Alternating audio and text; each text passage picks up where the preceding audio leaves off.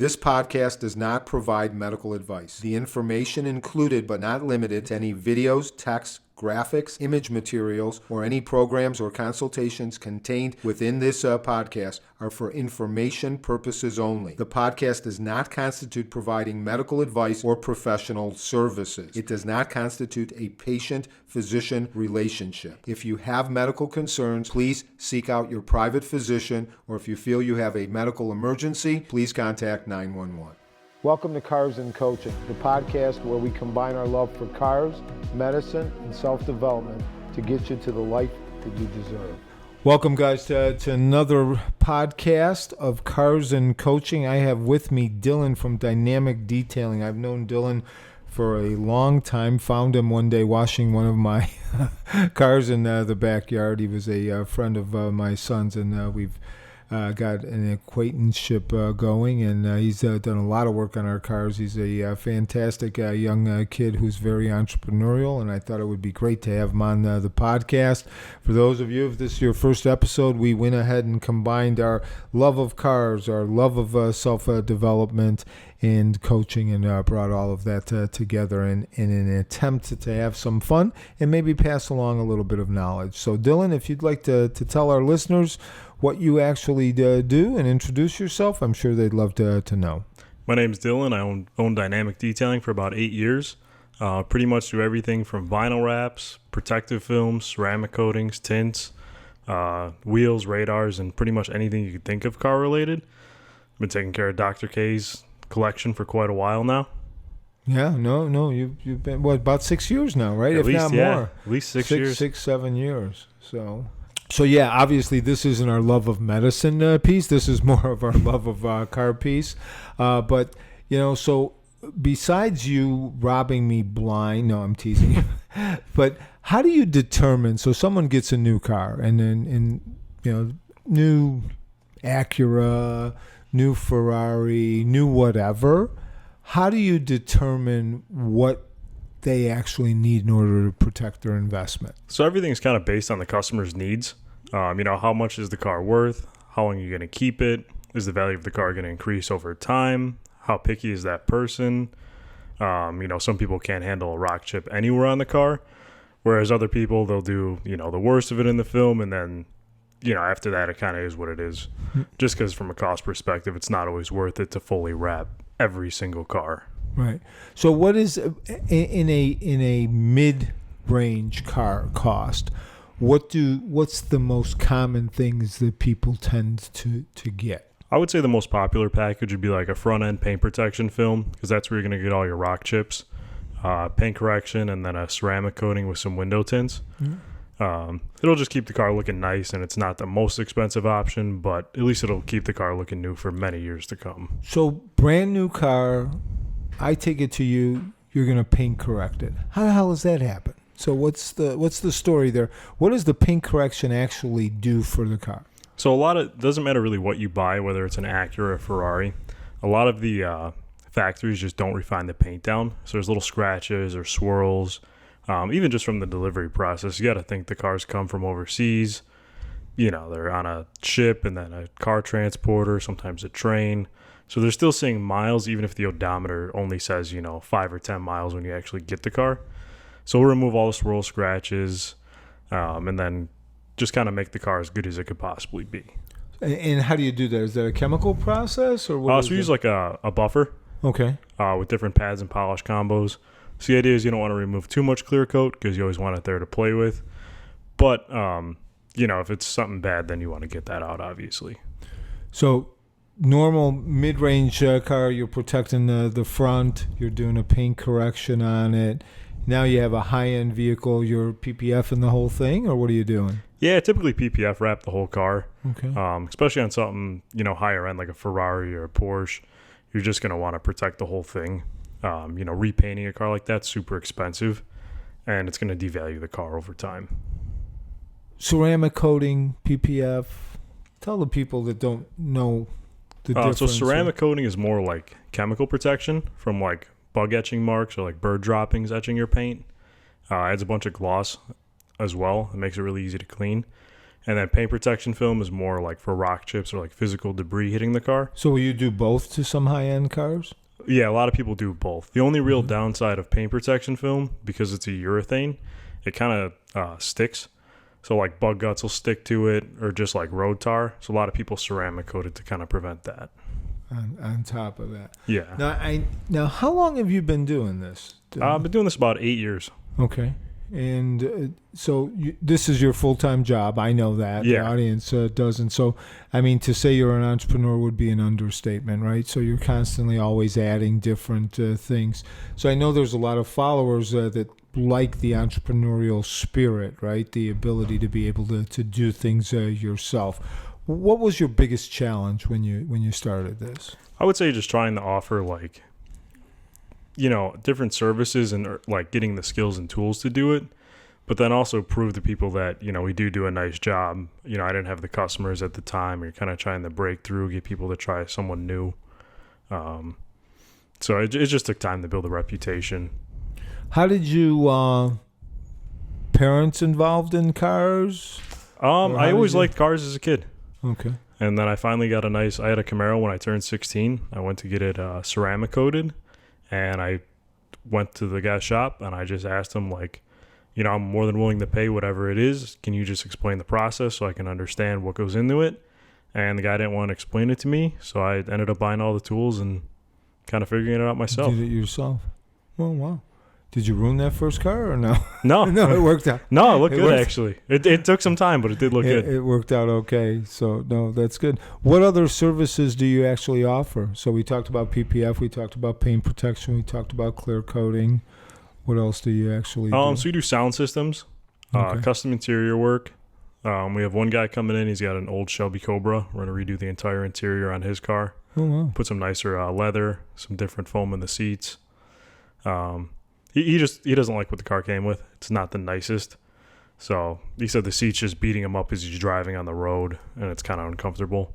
So that'll be one of our next projects coming up. We do a lot of radar detectors too, like the built-in systems. Oh, good. A lot of repeat customers, I know that because we're one of them, and I know a lot of people that actually use you. So you said when you started the entrepreneurial process, it's hard to be able to actually get the word out and have people actually trust you, right? I mean, that's kind of the key in anything that you do, right? You bring enough value to someone, and they're going to go ahead and be able to go ahead and continue to use you. If you don't bring them value, I don't care what you're selling, they're not going to go ahead and buy it. So once you establish the customers, right? What are some of the headaches of having your own business? It's a lot of like dialing in all these different services. So like growing too fast has always been a concern of mine. There's a lot of shops, you have a lot of people. It's hard to control the quality coming out of there. So that's always been a struggle of mine, whereas I'm choosing quality over quantity. I turn down a lot of jobs or push them back further on the schedule just because to me it's more important that the car leaves as perfect as it could be rather than just rushing it through and it's not, a nice job for someone. Mm-hmm. You think it's harder to have your own business compared to working for someone else? I would say it depends on your personality type. I was always someone that I wasn't really a 40-hour a week person. I was however much I could do is what I would do. So, sometimes I'd be 80-hour weeks all the time. So it's not really the hours that I would say is the hard part. It's just, are you willing to put in the time and run with it?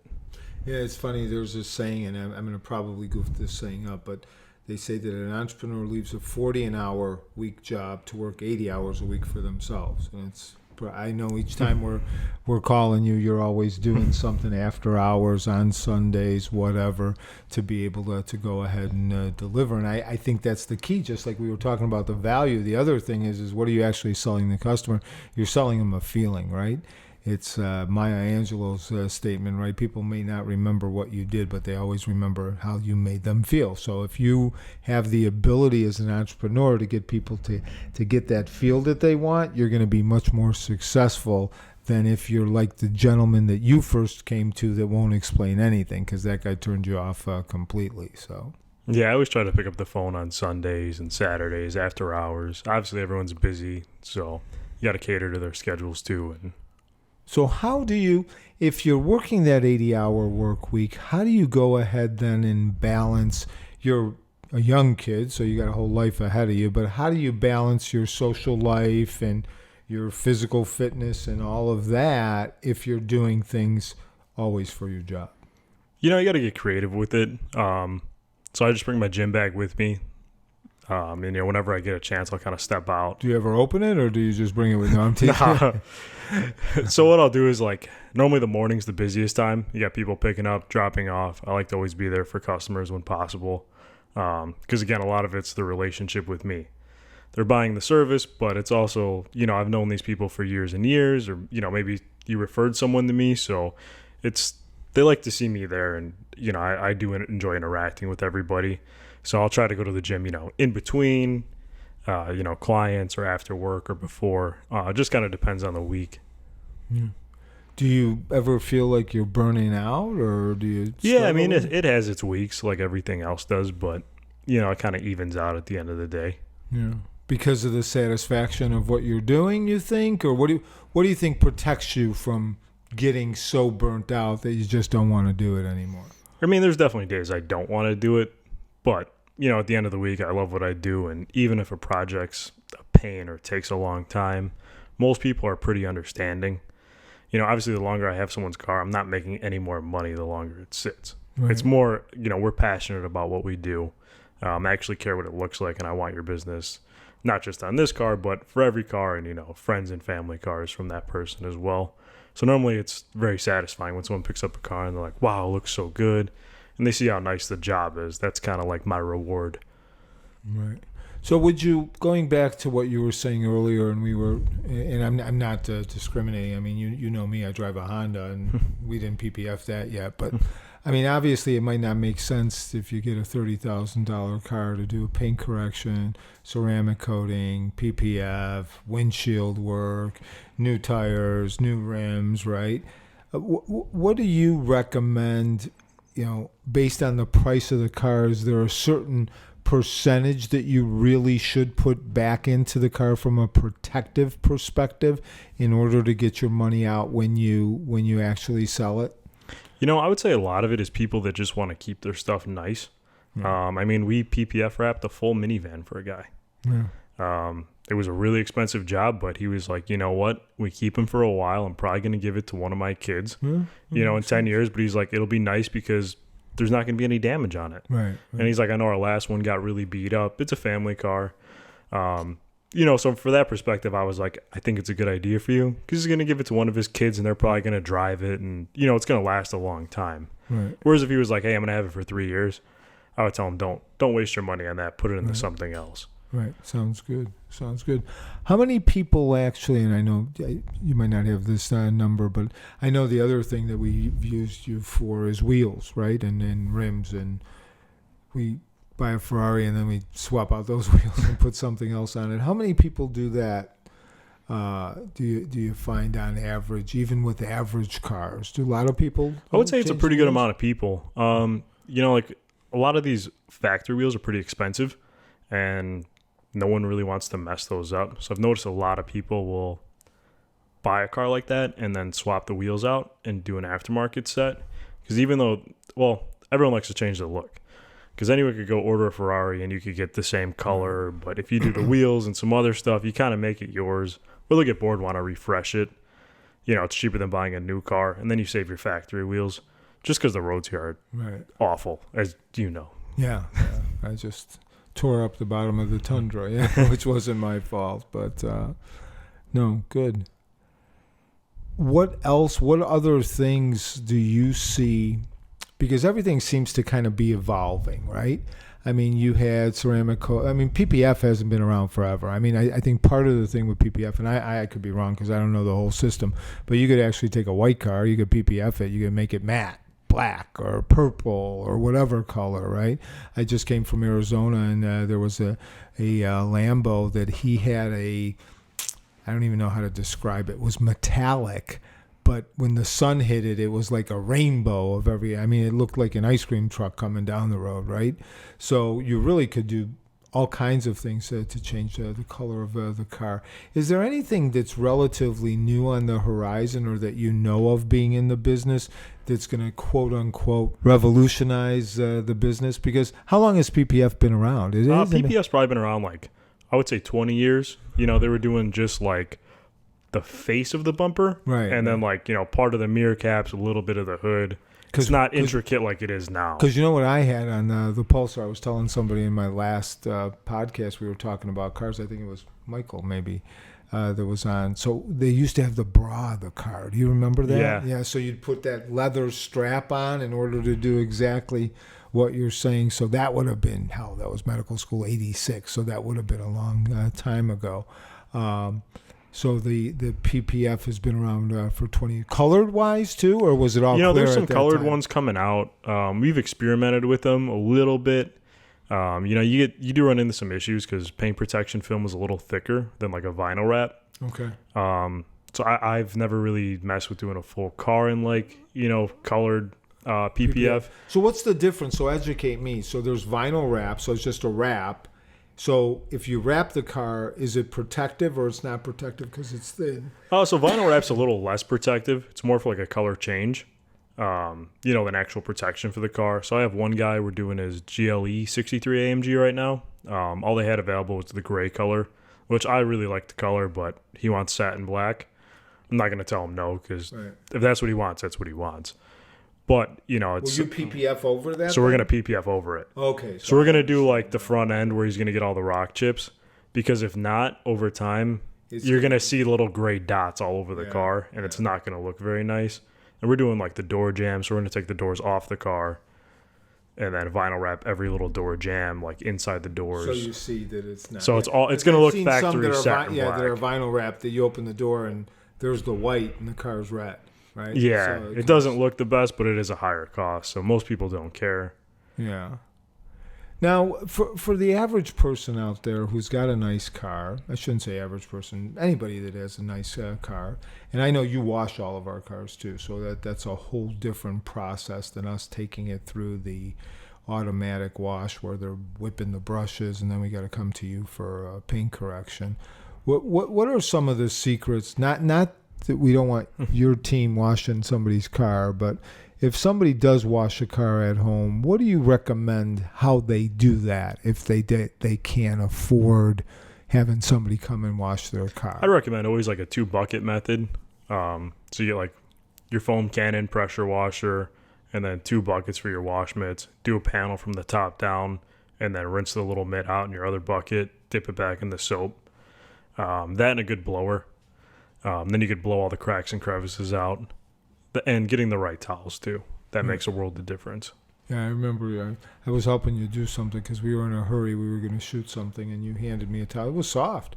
I'd use that towel on myself. It's probably nicer than it probably is nicer than what I have. Yeah, so it's something to stay away from that's out there that everybody does with their cars. And when you get the car, you go, Jesus, why is everybody doing this? Just don't take it to an automatic car wash. The problem is if you have a nice car, even if the wash looks nice, you don't know what went through there before you. So, you take your truck through, it's dirty from driving it from Arizona. All that dirt is stuck in the brushes now. So then you have someone take their Ferrari, their Porsche, nice high-end car through. Even if it's not a high-end car, right? You're sandblasting your car.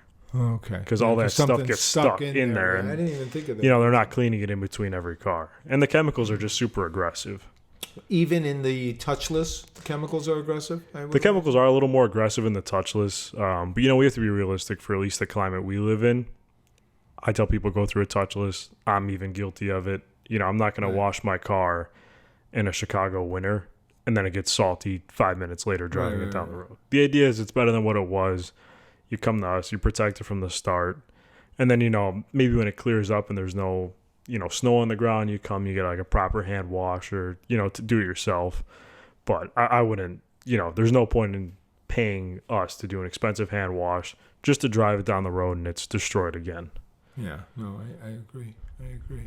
It is. Even the touchless, we were, just as you said, we were in Arizona and I was driving the E92 and there's a touchless place there that does a decent job. And then the white one, I mean, they do it, but there's still dirt down below. Yeah. And you got to bend down and you got to dry it. But like you say, better than nothing, better than having all of the dirt and the grime on it. But, point well taken not to use the brushes. So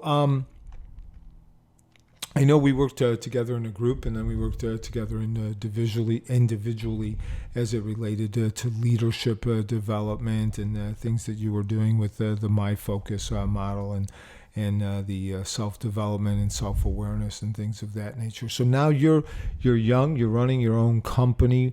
What do you think the most important thing is for you as a leader, the skill to have to be able to lead the guys that work under you? I would say be like mindful of where everyone's coming from. I have a lot of different customers from different walks of life. Do a lot of successful people that do a lot of different things. Some of them aren't the easiest to work with. You get a lot of different personalities. People are very passionate about their cars. They're excited to get them back. It's hard to manage people's expectations. Obviously, you want to get them the car back because they're excited about it. You also don't want to rush the job either because you don't want something to happen, then they call you back, and then they're upset because, instead of waiting 4 days, they wanted it done in 3 days, and then something happens, and it's not right. Every job's not perfect. Sometimes, something happens. We stand behind the work. But it's just, keeping everyone at bay and kind of using the principle first seek to understand, then be understood from a customer's perspective. Yeah, I understand the guy wants his car back. A lot of people wait a long time when they order something, and then it sucks because they want to get it protected, so they're giving it up for a week. Especially someone that's never had like a paint protection film wrap before. You don't know what goes into it. So you look on YouTube, you're like, oh, wow, that looks easy. Yeah. And they're like, my car should be done. Well, they could do it in 3 days, but that's not, it's not going to look nice. It's not going to last, Right. It's not a 10-year job. It's a 1-year job at that point. From a habit perspective, you're young, you're younger than Michael, if I'm not mistaken. You've been fairly successful, and I just see you continually improve on that. What's one of the habits that you have that you think actually helped you get to where you are today? I would say just discipline. A lot of working when I don't want to work. I pick up the phone when I don't want to pick up the phone. And it's just doing what you don't want to do, but what you have to do. Where do you think that comes from? You think that comes from your parents, the discipline? I think my dad a lot. He instilled that in me. I remember going to work with him as a kid, and, we'd wake up at 5 a.m, and we just got done when we got done. Right. But I enjoyed it. I don't know what it was about. I think I just liked hanging out with him. It was hard, but it was a good time to learn stuff. Right. So besides discipline, any other habits you have that you think make you successful? I think taking a break once in a while. If you're too stressed out, you're not going to be, excited to answer someone's phone call. You might not be the most patient with someone.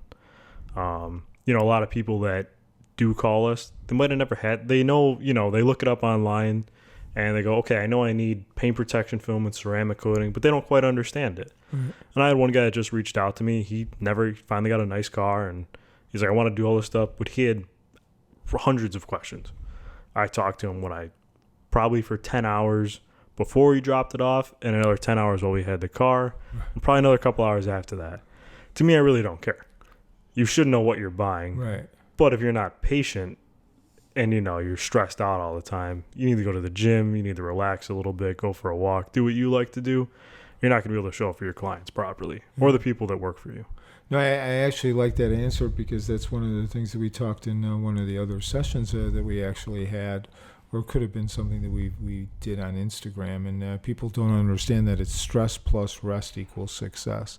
And if you don't have that rest component, you can't rebuild yourself, and you're not coming to the table being the best that you possibly can be. It's the same thing, whether you're sleep deprived, whether you're hungry. Anything that's stressing you can create a problem, right? And if you have that rest, and it's also in those times of rest where you actually come up with great ideas too, right? Because your mind, something called the default mode network of your mind, is actually helping you solve ideas and being a little bit more creative. But if you're constantly working, people think the the more they work, the better off they're going to be. We were just talking to Michael about studying. It's the same theory there. If you stay up all night and you're not sleeping, you're not resting, you're not actually accumulating that knowledge into your memory, right? You're coming to the test all frazzled. Well, it's the same thing with work. If you come to work, there's a saying, if you don't feel good, sometimes you don't do good, right? So if you're sleep deprived or you're stressed out from all of the work, what happens is you're protecting your own ego, and you're starting to tell that guy, hey, listen, I spent enough time with you, and you blow a customer who may have a pipeline down the line of 10, 20, 30, 40 other customers, or you get a bad rep, right? And it's, there's a saying, it takes 30 years to build a reputation, takes 5 minutes to ruin it, right? And that's true. Bad news spreads really quickly. So I think that's important, that you do have that rest and truly understand, where you're at in the whole cycle. So I know you've done a lot of our cars, but what were some of the most interesting cars you did that were actually challenging from your I've perspective? done quite a few pistas. A lot of pieces on that one. There's a lot of shape to it. Just one of those cars, you drop it off, it's going to take what it's going to take as far as like paint protection film goes. A lot of places would skip, every little slat on the rear diffuser, and all the lower pieces. Did a full carbon fiber 4GT. Even did the underside of it. Oh, wow. Because the panels are carbon fiber, like the skid plates. Mm-hmm. So he wanted the underside done. The SVJ was another difficult one as far as PPF goes. Just did a 918 recently. Did a K40 radar on it. Oh, wow. So, it's one of those things, just it takes time. Taking that car apart is a lot of work. And, you don't want to drill holes in people's cars. You want to be able to take, especially on any car even. Like, right. You want to make it look like if you were to take it back, take that system out of there, it would look just as if it was never even there in the first place. Yeah. 918 probably needs a radar. Yeah. Most people do them, especially if you're going to drive them. It's nice to have the ticket protection, and they'll even pay for your tickets if you do get one. Oh, wow. Really? Yeah. That's pretty good. They do 1 year standard, and then I think you could extend it for another 1 to 2 years, and it's only like a couple $100. But well worth it. Well, yeah. Especially if you're going 20, 25 over, if they're going to pay for that whole thing. So yeah. And honestly, not a lot of people make claims, so that's how you know it works. They wouldn't offer that if it, didn't work. No. Wow. Yeah. So obviously you said you've loved cars since you were younger. What do you have? I know you've got a nice car too. So I have a C63 Coupe, Edition 1. That's actually the longest car I've ever kept. Yeah, I think you've had that car since I've known you, right? Yeah, it's been like 6 years. Yeah, I mean, maybe you got it right when I think I got it pretty much right maybe a couple months before we met. Yeah. Something like that. Yeah. Might have actually had my S4 and then got the C63. I don't remember. Yeah, I don't remember. I do remember you always with that Mercedes, though. Always. But I love that car, and now it's not going anywhere because they're getting rid of all the V8s. Yeah. Yeah, I was just at Mercedes the other day in Arizona, and they've got the GT Coupe that they just put out. It kind of looks like the SL Coupe. Yeah. It's an interesting car, but it's nice looking, but I don't know. It seems like Mercedes is putting out a lot of good cars, but they're putting out a lot of cars. So there's a lot of different styles going in and out. You look at Porsche, and that's one thing with Ferrari, Lamborghini. You could kind of tell the difference between all of the cars. And if you know Porsche, you could tell the difference. That's a turbo. He's got the scoop here. He's got this. He's right. But really, a 911, it's the same base as they keep going up, right? They kind of all look the same for the past however many years. Right. It's the same, which really is a testament to the design, right? Because they tried a couple other designs that never really stuck, right? 944 and all of those, right? So, it's a little bit different. So I know we were talking about your leadership and what you have to do with the different people. So now you're hiring people to work on cars that can be hundreds of thousands of dollars. How do you select your employees, and how do you keep them engaged in the work that they're doing? So every employee I have, kind of had some background experience, and it was more just kind of showing, like they had the skills, but showing them how we do things and, kind of our morals, I guess you could say. Whereas I would rather you spend an extra hour or two on someone's car and it be perfect, even though, it was kind of over the time frame of like what the job would normally take, than do something halfway and it's not right. Right. I just don't believe in that. So I always preach with my guys like quality. If it was your car, how would you want it to, be worked on? Right. Would you go after that one scratch in the hood that the guy's going to see forever? Spend the extra 20 minutes, an hour, whatever it is, get it right, do it properly, take your time. A lot of it's just being careful. Doesn't matter if it's a $20,000 car or a $2 million car. Yeah, and Same amount of care goes into it. No, I think that's a good approach. And yeah, it shouldn't be the value, because you don't know what the value is to that person, right? It might be something that's completely sentimental. And everyone works really hard for their stuff. Yeah. And, you're spending your hard-earned money with us, and it should be cared for the same way. Yeah, that's a very good approach. I think you approach anybody with that, whether somebody's buying something for $1 or whether somebody's paying $1 million for something. If you treat them the same way, that goes to something you said, right? The character, the morals of the company, the values of the company. If you solidify that, I think that's important. Is there anything that comes in because of the type of car, whether it's a collector car, maybe the value isn't great, but it's a certain kind of car, that you won't let any of your employees do except for you to do?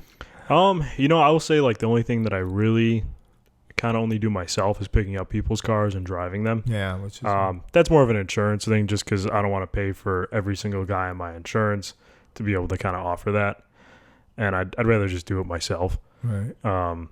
I have the relationship with you, so it's like if you saw someone else pick up your car, you kind of rather be the owner of the company, Right. which is how I feel about it too. If someone's picking up my car, I'd rather be the owner of the company or someone like that. Right. Other than that, though, if I didn't trust the guys, they wouldn't be working there in the first place. Good. So obviously you cover cars bumper to bumper, right? I mean, you do everything in terms of protection. You do the interior, and now you're starting to redo interiors. You're doing wheels, things of that nature. Anything on the horizon that you're going to expand into? The interior thing will probably be like one of them, as well as the sound systems. Those kind of go hand in hand because you're already tearing the car apart anyways. But I would say, just dialing in what we have. Good. Anything we offer, I just want it to be top notch.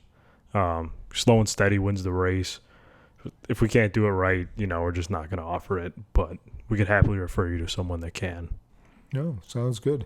Hey, Dillon, I want to thank you for spending time here. Dynamic Detailing has been a good friend of ours. You've done great work on all of our cars.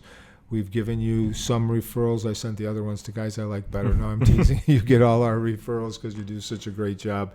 And I know as an entrepreneur, next time we sit down, I'm sure you're going to have 3 or 4 other businesses going. So Hopefully. yeah. So thanks for being with us. No problem. Thanks for having me. Take care.